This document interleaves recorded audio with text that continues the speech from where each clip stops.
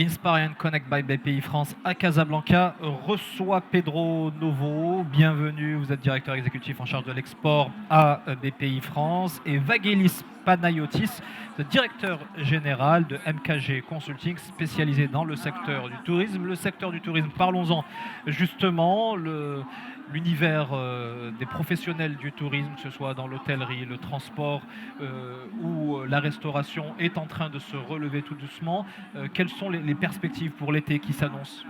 Alors, de toute façon, on est dans une situation qui est assez contrastée, mais globalement, on a une reprise qui est très forte. Et en fait, ça montre qu'on a une vraie demande. Les gens ont envie de se changer les idées, ils ont envie de voyager, ils ont envie de redécouvrir ces expériences. Et donc, c'est plutôt un bon signe qui montre que c'est une industrie solide et avec une demande qui est extrêmement forte. Donc, l'été va plutôt être bon, voire même très bon dans certains endroits.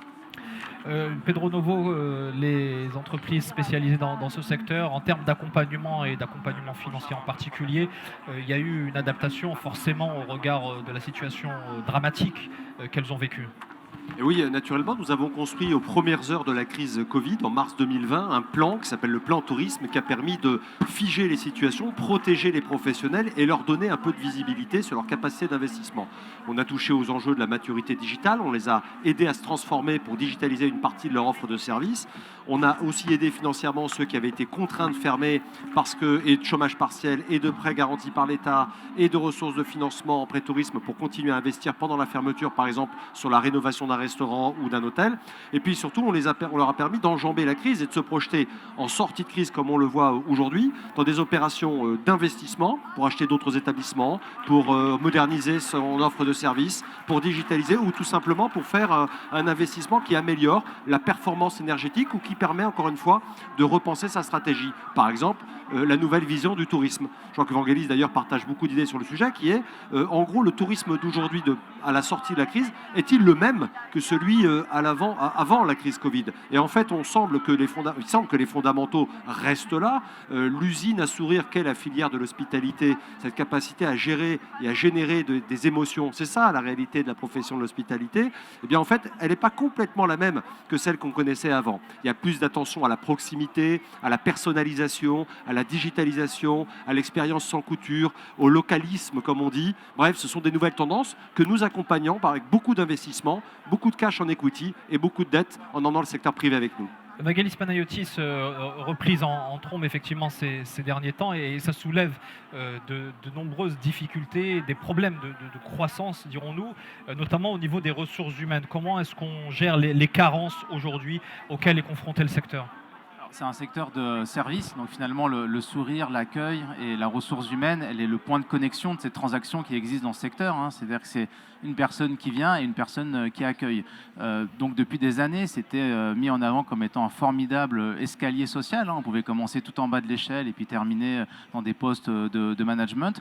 Et je pense qu'il faut que le secteur regarde en face un peu une sortie de piste sur ces sujets-là. Sur les 10 dernières années, on n'a pas su suffisamment valoriser ces métiers et c'est un sujet qui est collectif. Alors aujourd'hui, malheureusement, on le fait un petit peu au pied du mur parce qu'il y a la reprise qui est très forte et il faut amener les saisonniers pour cet été. Mais il faut regarder ça avec une perspective un peu plus long terme et redonner ces lettres de noblesse à ces métiers qui sont des métiers de passion, des métiers de savoir-faire quand on parle de gastronomie, quand on parle d'accueil, d'expérience et en plus des métiers qui ont une magie parce que c'est l'humain qui est au cœur. Il faut créer cette étincelle, comme le disait Pedro, de souvenirs et d'expériences mémorables. Pedro Novo, est-ce que l'accompagnement financier des différents acteurs de ce secteur passe aussi par certaines précautions, c'est-à-dire préparer ou du moins anticiper de nouvelles crises comme celles que l'on a traversées, ou même si elles sont de moindre ampleur?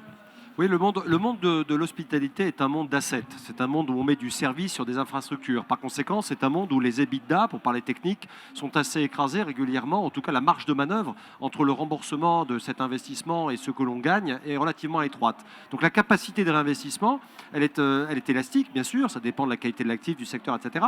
Mais elle est rarement très importante. Par conséquent, il faut que les entreprises soient capables de renforcer leurs fonds propres. C'est pour ça qu'on a continué à remettre de la confiance dans la machine pour que l'écosystème d'investissement français continue de mettre du capital dans des projets liés à la filière du tourisme.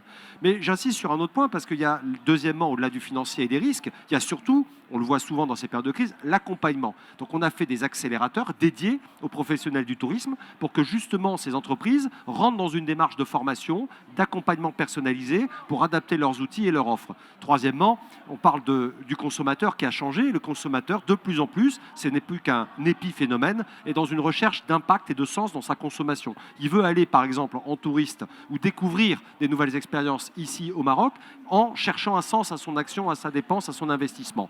Ça va être la valorisation d'artisanat local dans une filière dédiée, ça va être découvrir une expérience lui-même en tant que producteur dans un certain nombre, je sais pas, dans le monde agricole, transformation manuelle, etc. Ça peut être un engagement social. On voit des gens qui ont envie de vivre aujourd'hui une expérience dans l'humanitaire, dans le service, etc.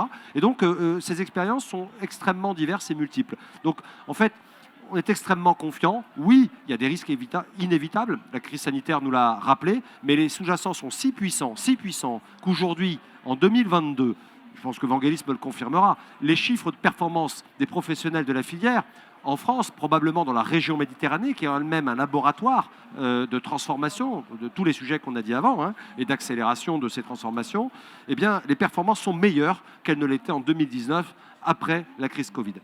Et ça veut dire que le marché a fait preuve de résilience, le secteur a fait preuve de résilience, qu'il s'est adapté. À quoi ressemble ou devrait ressembler à l'avenir le secteur touristique ? En réalité, on n'a pas eu une crise du tourisme, on a eu une crise de la mobilité. Et donc forcément, si les gens ne peuvent pas se déplacer, mécaniquement, il n'y a pas de tourisme.